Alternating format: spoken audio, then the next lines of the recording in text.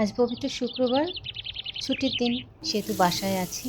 তো সকালবেলায় বলতেছে আজকে দুপুরের জন্য কী রান্না করবা? বললাম, যেটা খেতে চাও বলো সেটাই রান্না করে দেব।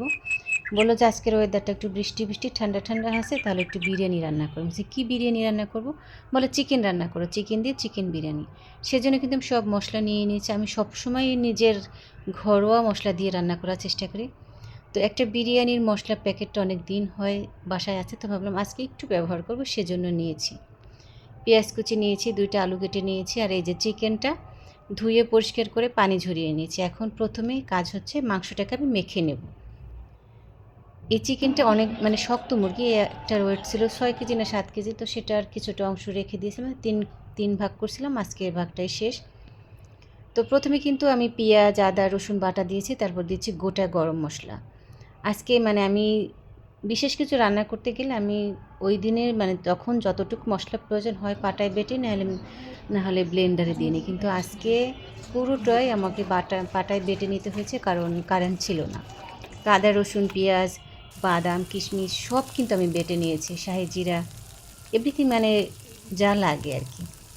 তো পেঁয়াজ বেরেস্তা তো অবশ্যই লাগবে বিরিয়ানির জন্য, তো আমি কিছুটা পেঁয়াজ বেরেস্তা করে নিচ্ছি। আর মাংসতে কিন্তু আমি সব ধরনের মশলা দিয়েছি, জিরা টিরা যা লাগে, কিন্তু আমি তেল ব্যবহার করিনি, কারণ এই যে দেখেন, এটা হচ্ছে ম্যাজিক। আপনার বিরিয়ানির স্বাদে গন্ধে একেবারে অনন্য হবে যদি এভাবে পেঁয়াজ বেরেস্তার তেলটা দিয়ে আপনি মাংসটা রান্না করেন। এখন কিন্তু মাংসটাকে আমি একটা প্রেশার কুকারে দিয়ে দিচ্ছি, কারণ ওই যে বললাম না শক্ত মুরগি, আমি 4টা সিটি দিয়ে নেব। তো এটা হতে হতে আমি চালটা ভিজিয়ে নিচ্ছি। আজকে আমি বাসমতি চাল দিয়ে বিরিয়ানি রান্না করব। তো এখানে আমরা 3 জন যেহেতু বাসায় আছি, আমি 2 পট চাল নিয়েছি। এখন এটা একটু 2-3 বার পানি পাল্টে পাল্টে ধুয়ে তারপর পানি সহ রেখে দেবো। কমপক্ষে আধা ঘন্টা 40 মিনিট চালটা ভিজিয়ে রাখবেন। আর মনে রাখবেন, চালটা ভিজানোর পরে লাস্টে কিন্তু কখনো ধুইতে যাবে না, তাহলে চালগুলো ভেঙে যাবে। দেখেন 4টা সিটি দেওয়ার পরে আমি এটা খুলে এখন এই যে ভেজে রাখা আলুটা দিয়েছি, আর খুবই সামান্য দিয়েছি একটু বিরিয়ানির মশলা, একটু টমেটো কেচাপ। আর আমি কিন্তু প্রেশার কুকারে কিন্তু বাদাম আপনি তারপর টক দই এগুলো দিলে লেগে যায়, তাই লাস্টে কিন্তু এখন আমি বাদাম বাটা কিশমিশ বাটা টক দই এগুলো এখন ব্যবহার করে মাংসটা রান্না করতেছি।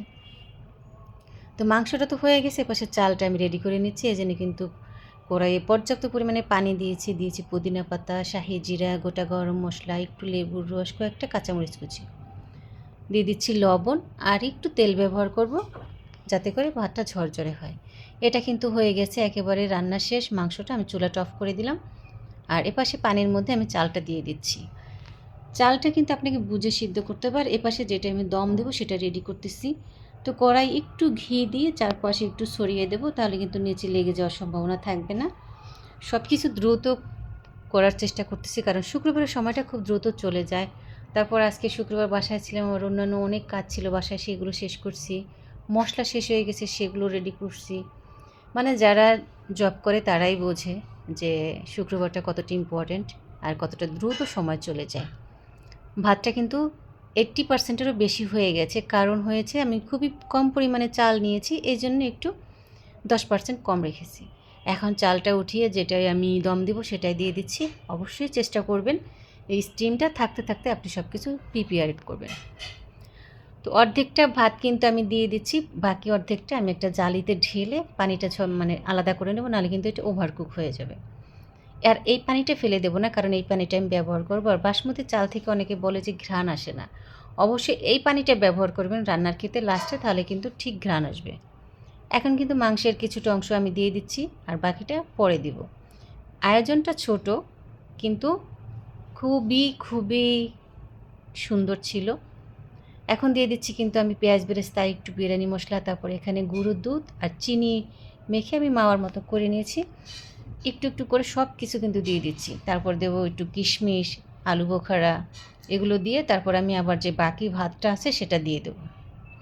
আবার সেই মাংসটা যেটুক আছে আমার প্রেশার কুকারের মধ্যে সবটুক দিয়ে আবার সব কিছু দিয়ে আমি ঢাকা দিয়ে রাখবো 20 মিনিটের জন্য।